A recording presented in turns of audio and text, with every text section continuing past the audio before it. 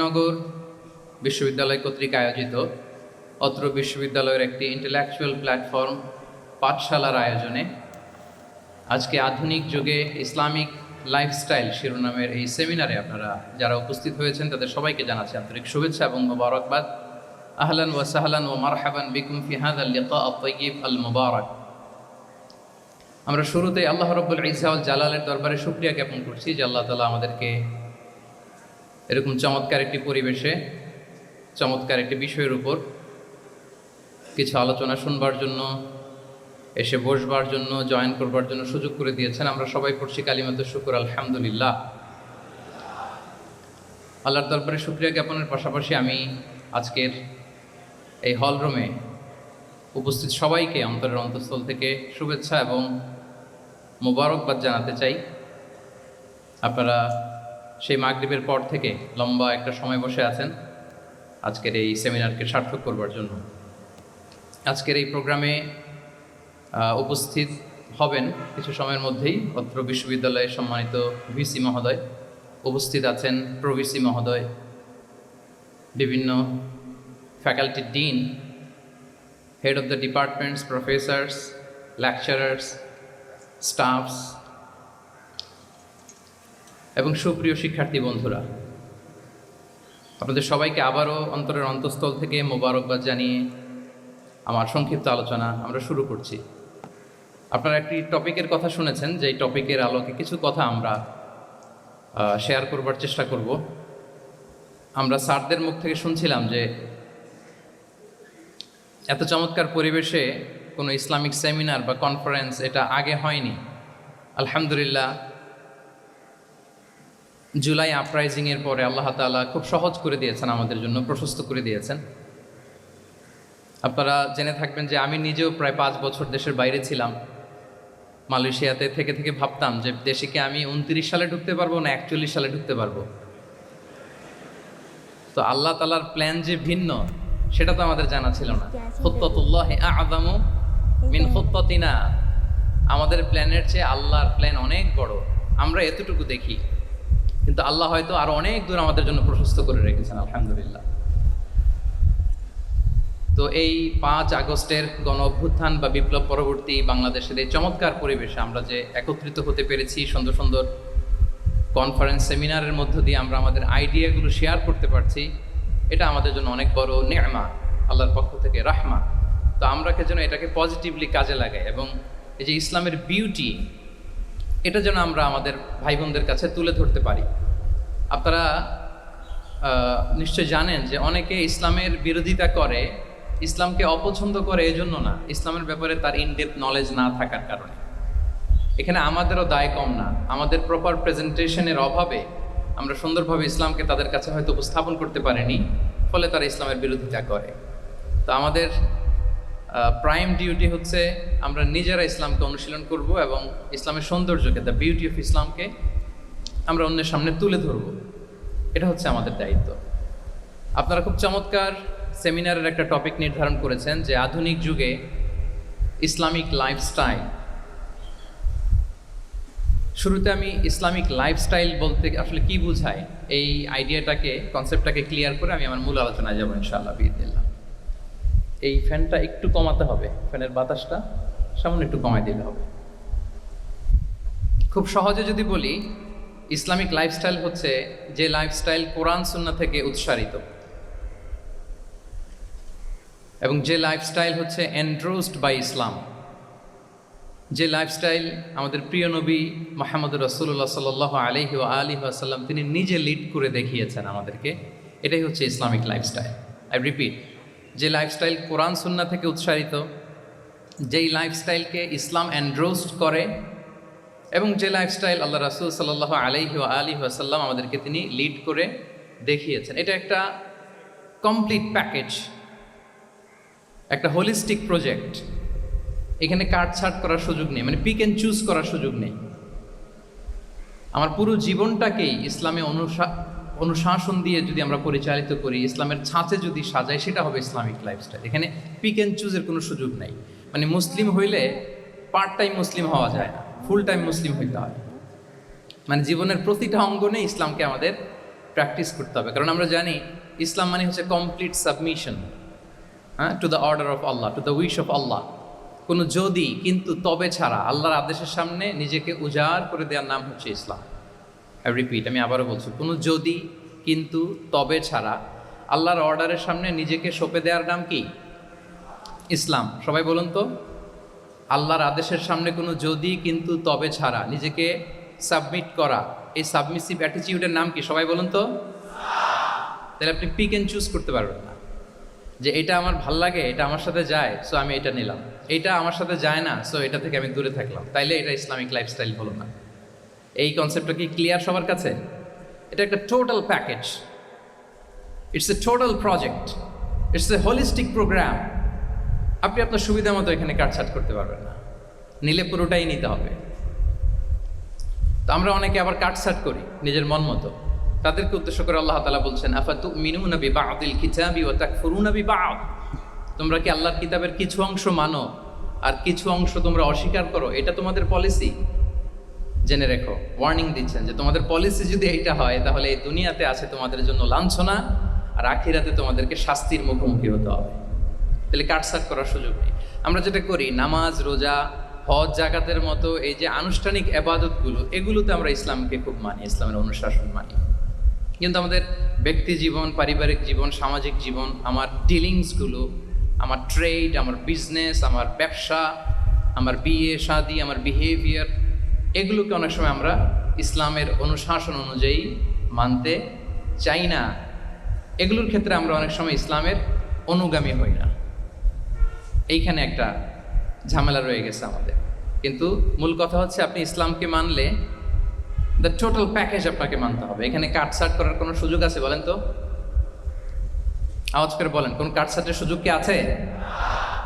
কারণ complete package, complete package. জীবনের প্রতিটি অঙ্গনকে ইসলামের অনুশাসন দিয়ে সাজানো, বা জীবনের প্রতিটি অঙ্গনে ইসলামকে অনুশীলন করার নামই হচ্ছে ইসলামিক লাইফস্টাইল। মূলত ইসলামই একটা lifestyle. Islam is not merely a set of beliefs and rituals, rather it's a lifestyle. ইসলাম নিজেই একটা lifestyle that emphasizes justice, spirituality,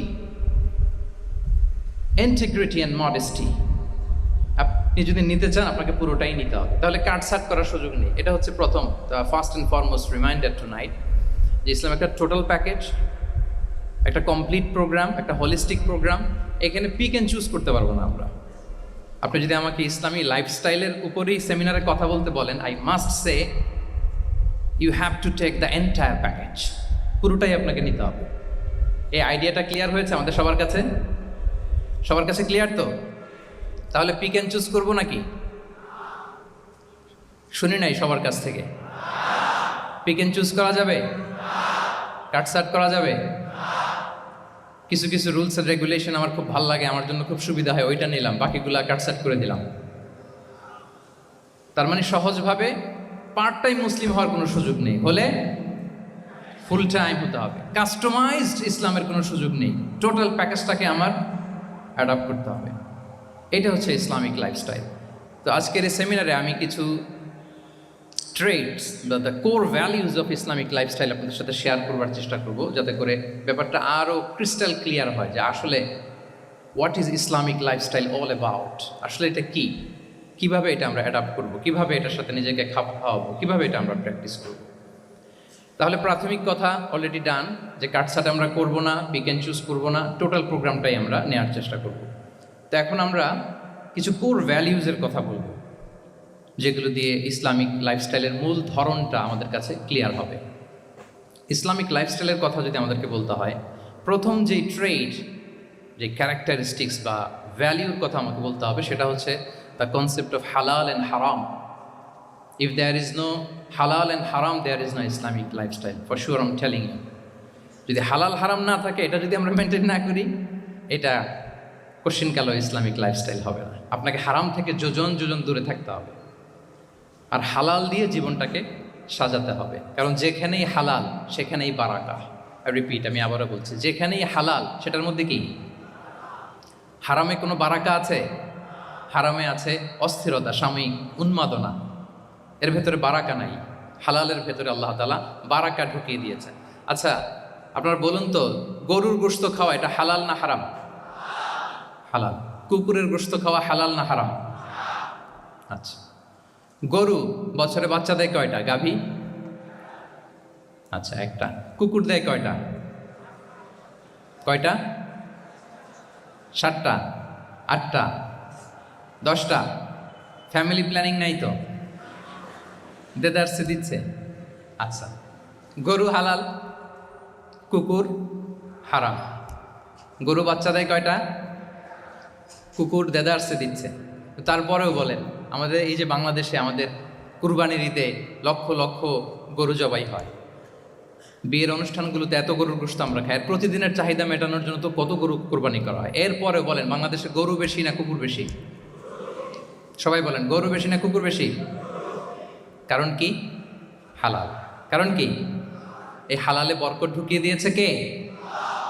তাহলে if there is no concept of হালাল অ্যান্ড হারাম, there is no Islamic lifestyle. প্রথম core value of Islamic lifestyle হচ্ছে আপনাকে হালাল দিয়ে আপনার জীবনকে সাজাতে হবে। লা ইয়াদখুলুল জান্নাতা জাসাদুন গুযিয়া বিল হারাম। হারাম খেয়ে বর্ধিষ্ণু যে দেহ, সে দেহ আল্লাহর জান্নাতে প্রবেশ করবে না। মানে whatever you consume, it should be halal. এটা হালাল হইতে হবে। শুধু যেটা আপনি খাচ্ছেন এটাই না, কুলু মিম্মা ফিল আরদি হালালাম তাইয়্যিবা, আল্লাহ তাআলা বলেছেন যেটা কনজিউম করবো হালাল হবে, হালাল হতে হবে। তো এটা শুধু এত ন্যারো কনসেপ্ট না, আপনার জীবনের সবটাই হালাল হতে হবে। ইউর ফুড শুড বি হালাল, ইউর ড্রিঙ্ক শুড বি হালাল, ইউর ইনকাম শুড বি হালাল, ইউর ফ্যাশন শুড বি হালাল, ইউর এন্টারটেইনমেন্ট শুড বি হালাল। সব কিছু হালাল হইতে হবে। আমরা অনেকে যে ভুলটা করি, আমরা খাওয়ার ক্ষেত্রে শুধু হালাল খুঁজি, এরকম অনেকে করে, কিন্তু অন্যান্য ক্ষেত্রে হালাল হারামের বাছ বিছান নাই। আমি একটা উদাহরণ প্রায়ই দেই, দেখবেন যে আমাদের বাংলাদেশের সরকারি অফিসগুলোতে তো ঘুষ চলে নাকি? আল্লাহ ঘুষ থেকে এই জাতিকে তুমি হেফাজত করো। আচ্ছা, দেখবেন যে আমাদের বিভিন্ন সরকারি অফিসগুলোর মুসলিম কর্মকর্তারা তারা ওয়াইন খায় না। আমি দেখেছি, থাইল্যান্ডে গিয়েছে, চায়না গিয়েছে অফিসের কাজে, ওখানে হালাল রেস্টুরেন্টগুলো খুঁজে, কারণ মুসলিম, তার হালাল খাইতে হবে। তো সে ওয়াইন খায় না, পর্ক খায় না, কারণ ইসলামে এটা হারাম। আবার অনেক হিন্দু কর্মচারী, সে আবার গরুর গোশত খায় না, কারণ কি তার ধর্মে ওইটা হারাম। কিন্তু এই মুসলিম কর্মচারী, হিন্দু কর্মচারী দুইজনের নির্বিশেষে মাশাআল্লাহ ঘুষ খায়। এরকম হয় না? দেখেন, মুসলিম ওয়াইন খায় না, পর্ক খায় না, তার ধর্মে হারাম। আমার হিন্দু ভাই গরুর গোশ খায় না, এটা তার ধর্মে হারাম। কিন্তু ঘুষ আবার দুই ধর্মে হালাল নাকি? হ্যাঁ, হালাল। তার মানে ওই যে pick and choose, you got the point, right? Pick and choose করেছে যে আমার ধর্মের এই নিয়ম আমি মানবো, কারণ এটা আমার জন্য খুব ফ্লেক্সিবল, এটা খুব ভালো লাগে। কিন্তু যেটা কঠিন হয়ে যাচ্ছে, যেটা তার বিরুদ্ধে দাঁড়াচ্ছে, ওইটা সে মানে না। তাহলে পিক এন্ড চুজ করার কোনো সুযোগ, আমরা আমাদের গোটা জীবনকে হালাল দিয়ে সাজাইতে হবে। তাহলে your lifestyle will be Islamic lifestyle. এই কথাটা কি বুঝতে পেরেছেন?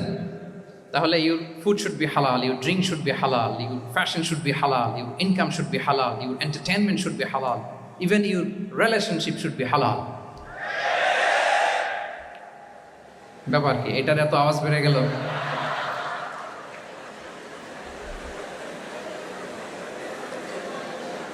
এটা কমন পড়ে গেছে নাকি? আচ্ছা বলেন, হালাল রিলেশনশিপ কোনটা বলেন? এই তো আসল জায়গায় হাত দিছি বোধহয়।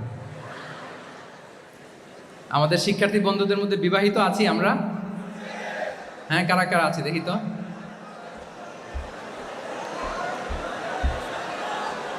দেখি দেখি, মাশাআল্লাহ মাশাআল্লাহ, ঠিক আছে ঠিক আছে। আমাদের বোনরা উপরে আছেন, মাশাআল্লাহ, অনেকে হাত তুলেছেন, আলহামদুলিল্লাহ। এই তো আমাদের যারা হাত তুলছেন তাদের জন্য একটা তাকবীর দেই আমরা, আল্লাহু আকবার। এই যে আপনারাই বলেছেন, আমার কোনো লিগ্যাল অপিনিয়ন দেওয়ার প্রয়োজন হচ্ছে না যে হালাল রিলেশনশিপ হচ্ছে বিয়ে। তাহলে বিয়ের বাইরে যদি আমার কোনো রিলেশনশিপ থাকে, হালাল না হারাম? ফতোয়া দিচ্ছে কে? আমি? আপনারাই দিচ্ছেন। বলেন, বিবাহ পরবর্তী কোনো যদি এক্সট্রা ম্যারিটাল রিলেশনশিপ থাকে, এটা ইসলামে হালাল না হারাম? তাইলে pre marriage relationship, after marriage relationship এটা শরীয়তে হারাম।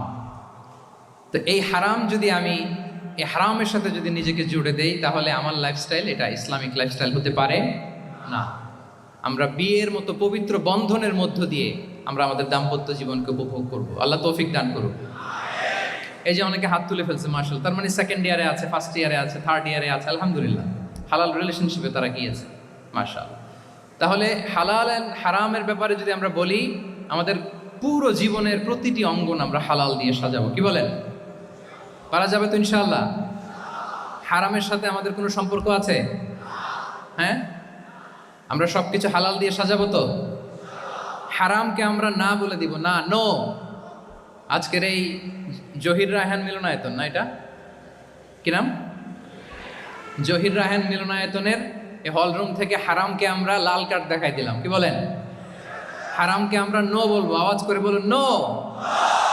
ওকে, নো টু হারাম। তাহলে দ্য কনসেপ্ট অফ হালাল এন্ড হারাম আশা করি আমাদের কাছে ক্লিয়ার। আমরা হালাল দিয়ে নিজেদের জীবনকে সাজাবো, হারামের সাথে আমাদের কোনো সম্পর্ক নাই। তাহলে একটা ট্রেড আমরা শেয়ার করলাম, একটা কোর ভ্যালিউ শেয়ার করলাম, যে আমরা যদি হালাল মেনটেন করতে পারি আমাদের জীবনে, এটা হচ্ছে one of the core values of Islamic lifestyle. 2 নম্বর হচ্ছে ইসলামিক লাইফস্টাইলটা বেসিকলি এটা একটা প্রোডাক্টিভ লাইফস্টাইল। মানে ইসলাম আমাদেরকে, ইসলামী লাইফস্টাইল আমাদেরকে প্রোডাক্টিভ হতে উদ্বুদ্ধ করে। আপনার দিন শুরু হবে অনেক সকালে, প্রোডাক্টিভিটি নিয়ে অনেক লম্বা আলোচনা করা যেতে পারে। আমি ছোট্ট একটা পয়েন্ট যদি আজকের এ হলরুমে শেয়ার করি প্রোডাক্টিভিটি নিয়ে, যে ইসলামিক লাইফস্টাইল হচ্ছে আপনি একেবারে সকাল সকাল আপনার দিন শুরু করবেন। Early to bed and early to rise makes a man healthy wealthy. সবাই তো শিখেছি এটা, যে আগে আগে ঘুমোতে যাও, আগে আগে ঘুম থেকে জাগো, তুমি ধনী হবে, তারপর তুমি প্রজ্ঞাবান হবে, তুমি সুস্বাস্থ্যের অধিকারী হবে। এটা হচ্ছে ইসলামিক লাইফস্টাইলের একটা কোর ভ্যালিউ। সকাল সকাল দিন শুরু করা, মানে সানরাইজের আগে আমার সকাল শুরু হবে। কাজী নজরুলের যে কবিতা, সূর্যি মামা জাগার আগে উঠবো আমি জেগে, পড়েছি আমরা সবাই, কিন্তু হয়তো মানা হয় না। তো এই যে সকাল সকাল ঘুম থেকে ওঠা, এটা যদি আপনার মধ্যে না থাকে, এটা ইসলামিক লাইফস্টাইল হতে পারে। You must be a morning person. সকাল সকাল উঠতে হবে। আপনার সময় এমনভাবে মেনটেন করবেন আপনি যে সকাল সকাল ফজরের পর থেকে আপনি অ্যাক্টিভ। তার মানে you have to wake up early, you have to sleep early. একজন মর্নিং পারসন যদি না হন, এটা ইসলামিক লাইফস্টাইল হবে না।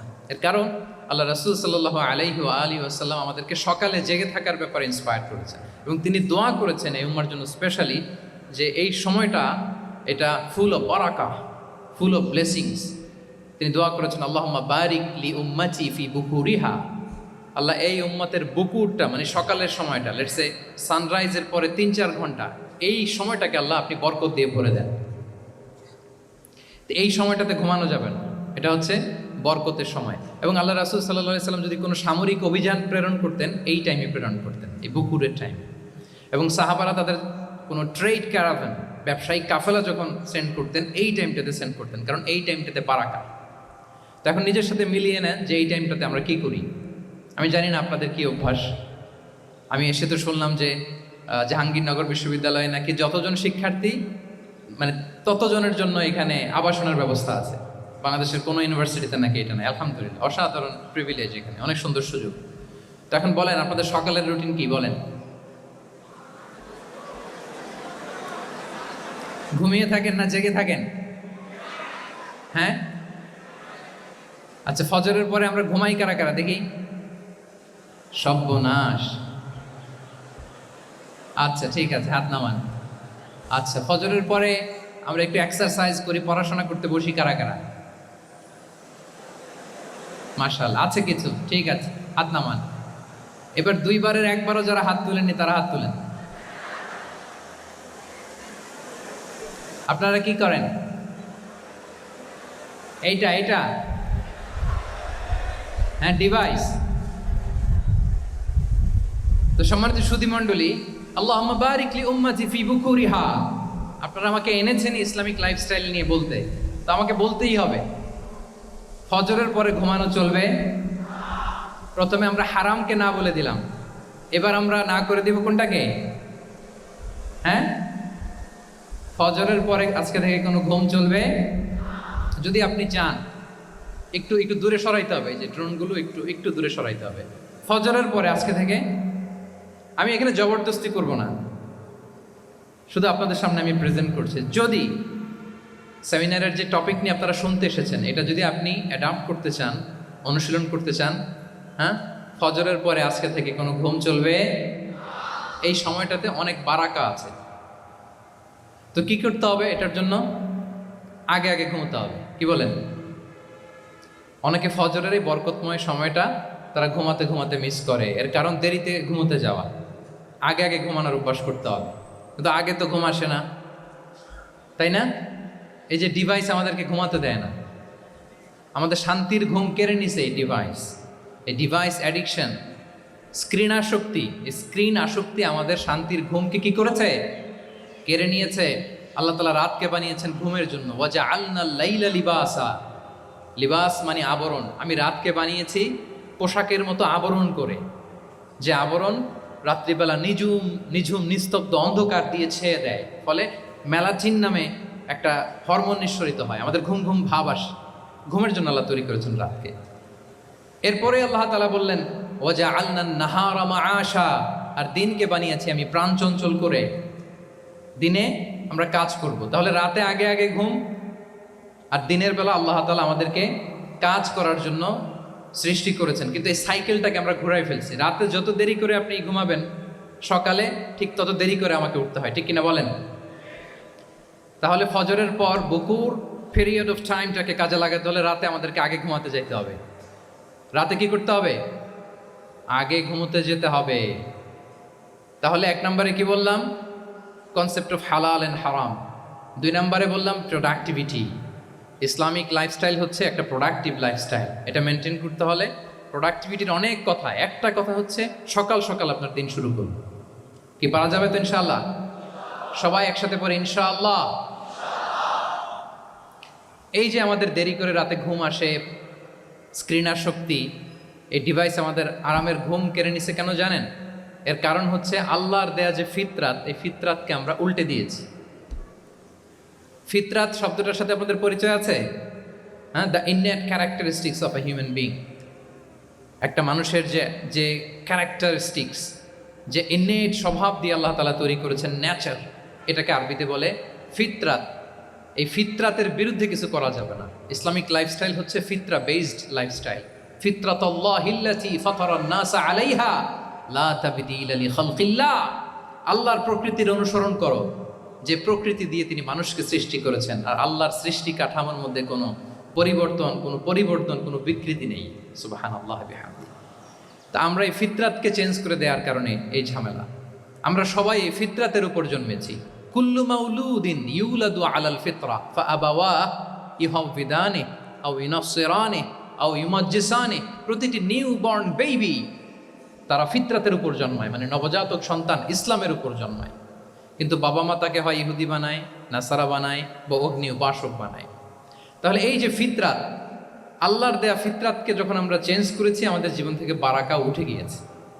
ফিতরাতকে যদি আরো সহজ করে আমি আপনাদেরকে বুঝাই, তাহলে ফিতরাত হচ্ছে যা কিছু স্বাভাবিক, যা কিছু কল্যাণকর, যা কিছু ভালো, তাই ফিতরাত। আই রিপিট, সুপ্রিয় শিক্ষার্থী বন্ধুরা, ফিতরাত হচ্ছে যা কিছু স্বাভাবিক, যা কিছু ভালো, যা কিছু কল্যাণকর, তাই কি? তাই ফিতরাত। এই যে এখন আরবি কোন মাস চলছে বলেন তো? রজব। এই রজব মাসের 26 তারিখ দিবাগত রাত্রে আল্লাহ রাসূল সাল্লাল্লাহু আলাইহি ওয়াসাল্লাম ঊর্ধ্ব জগতের একটা ভিজিটে গিয়েছিলেন। আমরা জানি না সবাই? হ্যাঁ, ইসরা মেরাজের কথা আমরা জানি। সো এই মেরাজ রজনীতে আল্লাহ রাসূল সাল্লাল্লাহু আলাইহি ওয়া আলিহি ওয়াসাল্লাম ফিতরাত মানে what is the essence of ফিতরা, এটা বোঝানোর জন্য হাদিসটা আমি শেয়ার করছি। মেরাজে যখন গেলেন, জিবরিল আলাইহিস সালাম ওনাকে 2টা পেয়ালা দিলেন। তিনি বললেন উচিচু বি ইনাআইন, আমাকে 2টি পেয়ালা দেয়া হলো। ফি আহাদিহিমা লাবান ওয়া ফিল আখারি খামর। এক পেয়ালায় ছিল দুধ, আরেক পেয়ালায় ছিল মদ। ফা আখাযতুল লাবান ওয়া শারিবতু। যখন 2টা অপশন দেয়া হলো, 2টা পেয়ালা, আমি দুধের পেয়ালাটা নিলাম এবং সেটা পান করলাম। তখন জিবরিল আলাইহিস সালাম বললেন আসাবতাল ফিতরা, মানে you are guided to the fitra, আপনি সঠিকটাই নিয়েছেন। যেটা ফিতরা, যেটা নেওয়া উচিত, আপনি ওইটাই নিয়েছেন। তাহলে এখন আরো সহজ হবে। যদি দুইটা পেয়ালা দেয়া হয়, একটা মদের পেয়ালা আর একটা দুধের পেয়ালা, তো আমরা নিব কোনটা বলেন? হ্যাঁ, তাইলেই ফিতরা হবে। তাহলে কি হবে? তাহলে যেটা স্বাভাবিক, যেটা কল্যাণকর, যেটা আমাদের জন্য ভালো, সেটা হচ্ছে ফিতরা। তাহলে মদের পেয়ালা দুধের পেয়ালা কোনটা নিব? সবাই নিব তো নাকি? আমাদের রুচির যে দুর্ভিক্ষ চলতেছে, অনেকে মদের পেয়ালাই নিয়ে নিবে। কি বলেন? আছে না একদল, তারা কি করে? ওইটা চুজ করে ফেলবে। এবার বলেন আমরা কোন পেয়ালা নিব, মদের না দুধের?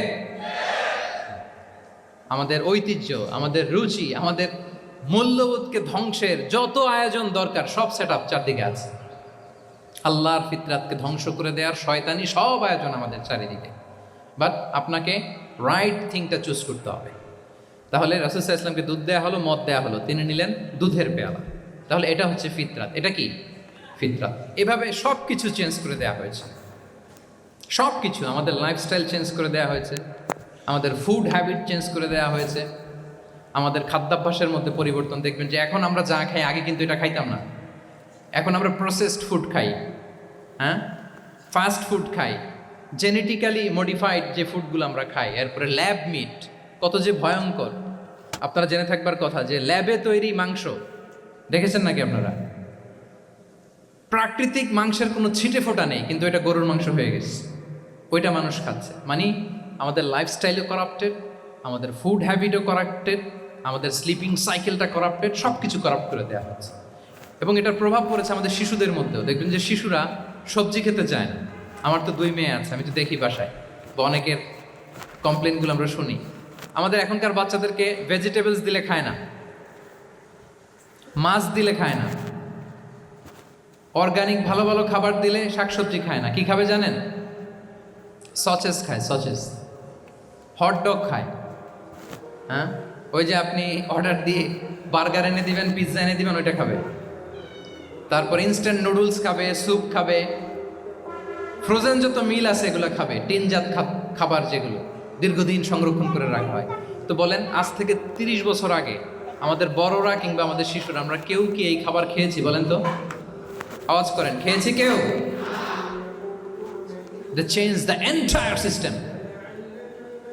কেন আমরা ইসলামিক লাইফস্টাইল নিয়ে কথা বলছি এখন? কারণ আমাদের পুরো সিস্টেমটাই, আমাদের পুরো ফিতরাতটাই ওরা চেঞ্জ করে দিয়েছে। তারপর ডিভাইস ছাড়া বাচ্চারা খেতে চায় না, কার্টুন দেখে দেখে খাওয়াতে হয় ওদের। কি বলেন? আচ্ছা বলেন তো, আজ থেকে 30 বছর পেছনে ব্যাক টু দ্য হিস্ট্রিতে যদি আমরা যাই, 70-এর দশকে, 80-র দশকে বাংলাদেশের কোনো একটা গ্রামের কথা, একটা পল্লীর কথা আপনি একটু চিন্তা করেন তো। রাত 8টার দিকে, 9টার দিকে আপনি ওই গ্রামের কাউকে খুঁজে পাবেন? 70-এর দশকে, 80-র দশকে একটা গ্রামের, একটা গ্রামীণ একটা পরিবেশের কথা যদি চিন্তা করেন, রাত 8টায় সবার কি অবস্থা বলেন তো? আপনি তো ঘুম খুঁজে পান না, আপনার তো ইনসমনিয়া। আমাদের এখন ট্যাবলেট খাওয়া লাগে না ঘুমের জন্য? আমাদের তো ইনসমনিয়া হয়ে গেছে এখন। কিন্তু আজ থেকে বেশি দূরে না, 30 বছর আগের একটা গ্রামীণ পরিবেশের রাত 8টার পরিবেশ হচ্ছে সবাই ঘুম। আমরা তারও 2 বা 3 ঘন্টা পরে ডিনার করব, কিন্তু ওনাদের মাগরিবের আগে বা পরে ডিনার করে ফেলছে, এশার নামাজ পড়েই কি 1-2 জন না, পুরো গ্রাম জামাতে ঘুম। পুরো গ্রাম জামাতের সাথে ঘুম। তো যে লোকটা 8টার দিকে ঘুমালো, উঠবে কখন বলেন?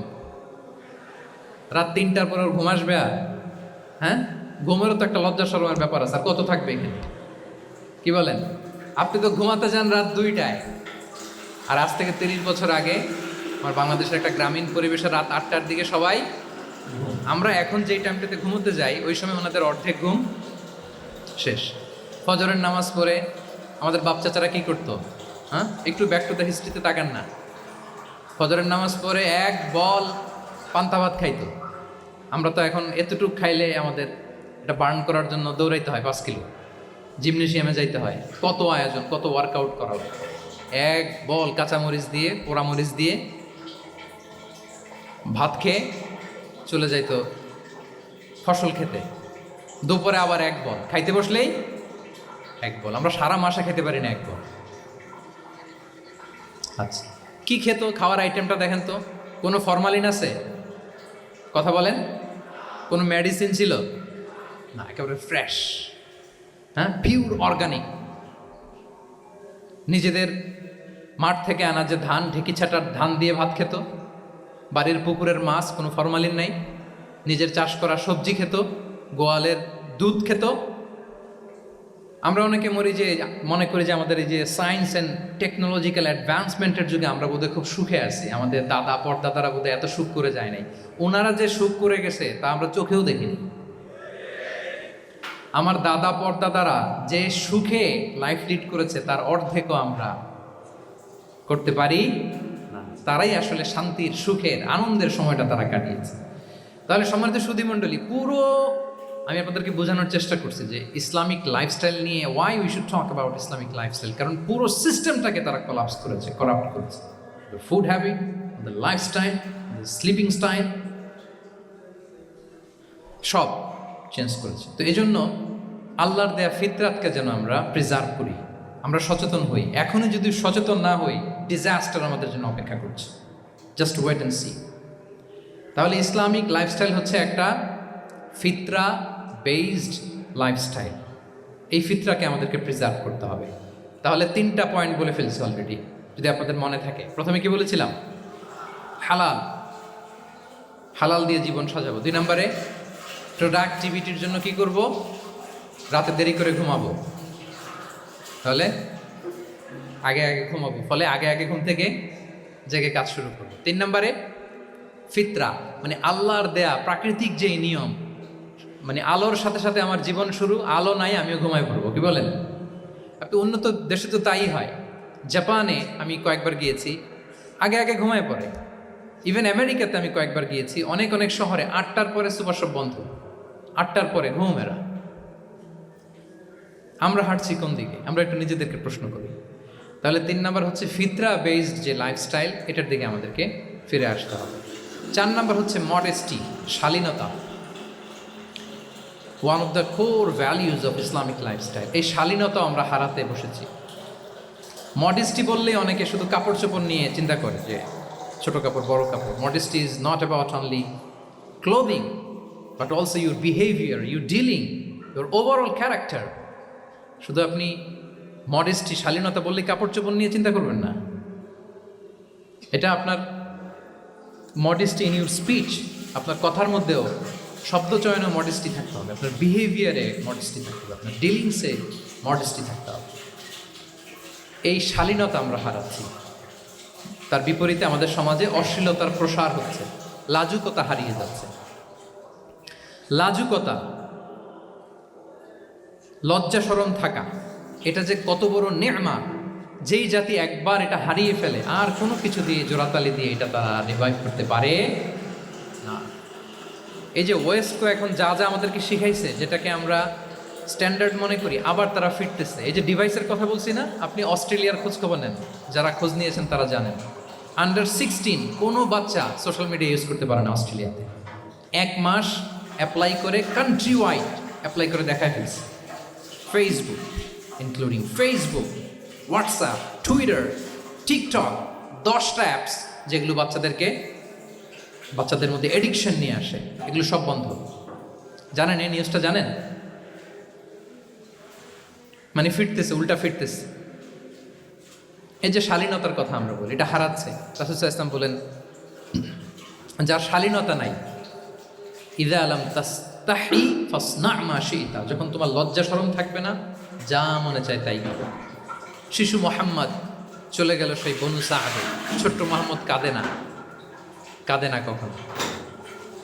ক্ষুধা লাগলেও কাঁদে না, ব্যথা পেলেও কাঁদে না।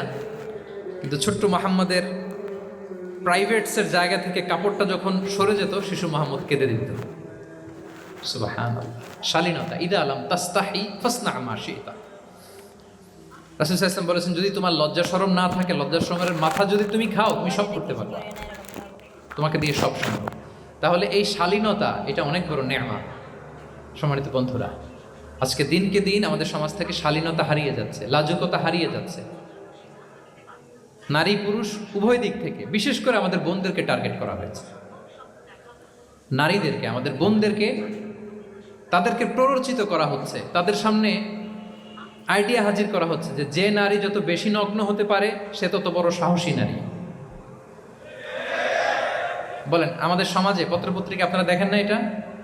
যে নারী নিজেকে যত এক্সপোজ করবে সে তত বড় কি সাহসী নারী, এই তকমা তাকে দেয়া হচ্ছে। এটা টোটাল কমপ্লিট শয়তানের একটা মিশন। শয়তানের প্রথম মিশন হচ্ছে বনি আদমকে বিবস্ত্র করা। কি করা? আল্লাহ তাআলা আদম আলাইহিস সালাম, হাওয়া আলাইহিস সালামকে বলেছিলেন যে নিষিদ্ধ গাছ যেও না, খেও না। শয়তানের প্ররোচনায় খেয়ে ফেলেছিলেন, সাথে সাথে জান্নাতের পোশাক খুলে পড়েছে। তার মানে শয়তানের প্রথম মিশন হচ্ছে মানুষকে কি করা? নগ্ন করা। মানুষকে কি করা? নগ্ন করা। তাহলে আমাদের বোনদেরকে এমনভাবে তাদের সামনে উপস্থাপন করা হচ্ছে, প্ররোচিত করা হচ্ছে এবং বলা হচ্ছে নগ্নতার পথে যে বেশি হাঁটে সে নাকি তত সাহসী নারী। নাউযুবিল্লাহি মিন যালিক। তাহলে এই যে মানব জাতিকে বস্ত্রহীন করা, এটা শয়তানের একটা মিশন। তার বিপরীতে ইসলাম নারীকে সম্মান দিয়েছে, সম্মান করেছে। যে ঘরে প্রথমে কন্যা জন্মায়, খায়রুকুম মান বুকিরা বিল উনসা, সে ঘরটাকে আল্লাহ তাআলা বরকতময় করে দেয়। 2 সন্তান তো 2 জান্নাতের দরজা ওপেন। 2 কন্যা সন্তান, 3 কন্যা সন্তান তো 3টা জান্নাতের দরজা ওপেন। সুবহানাল্লাহ। স্ত্রী হয়ে যখন ঘরে যাবে, যে ব্যক্তি তার স্ত্রীর কাছে সেরা, পরিবারের কাছে সেরা, সে সবার কাছে সেরা, সে আল্লাহর কাছে সেরা।